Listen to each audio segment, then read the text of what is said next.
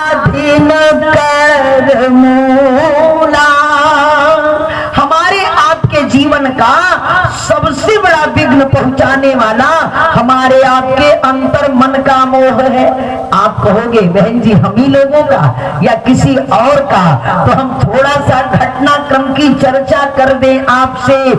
अरे गोस्वामी जी ने तो यहाँ तक लिख दिया, आदमी मरते समय भी मोह को त्याग पाता नहीं है। यानी मरते समय, अंतिम समय सत्य का बोध जिस समय होना चाहिए, जिस समय हमें भगवान का भजन करना चाहिए, चिंतन करना चाहिए, लेकिन जरा ईमानदारी से बताइएगा, परिवार वाले 1 रुपया का दवा न दें।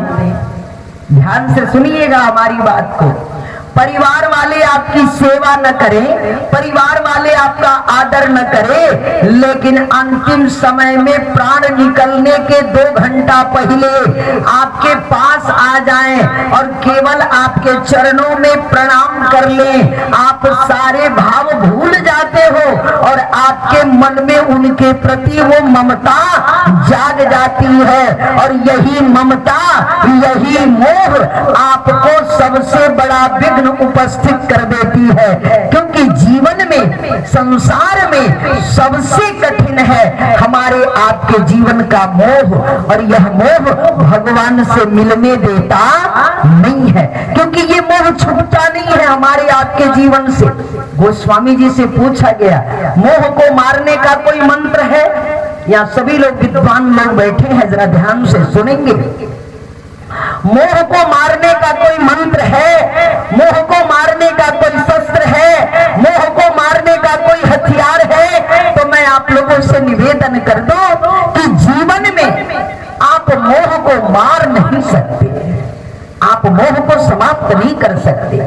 आप कितनो यज्ञ कर लो, कितनो भजन कर लो, कितनो आप पूजा कर लो, कितनो पाठ कर लो, ये मोह मरेगा नहीं हमारे आपके जीवन से।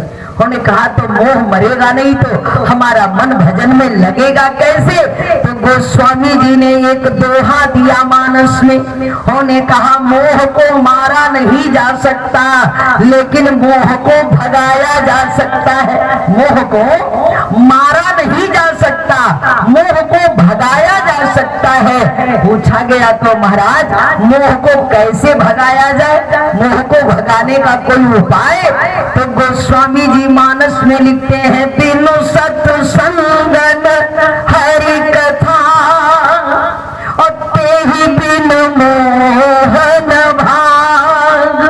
अच्छा एक बात बताइए, आप लोगों ने पंडाल लगाया, ये बड़े बुजुर्ग 80 वर्ष के, 70 वर्ष के, 90 वर्ष के, 75 वर्ष के बुजुर्ग अपने घरों को छोड़ करके और यहाँ आकर बैठ करके भगवान का भजन करने के लिए, सत्संग करने के लिए आप